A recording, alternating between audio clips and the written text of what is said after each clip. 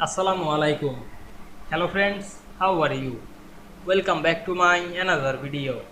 In this video, I am going to show you how to unmerge two columns in Excel without losing data.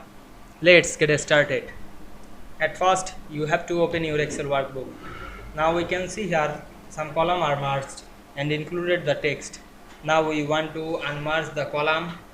Select that column and go to the home menu. Select the merge and center drop down menu. Choose unmerge cell option. Then we can see we unmerge the cell easily. Now I am select the merge cells and click again the merge and center option. Choose unmerge. Now we can see we unmerge multiple cells easily. I hope you enjoyed my video. Please like, comment, share and subscribe my channel. Thanks for watching.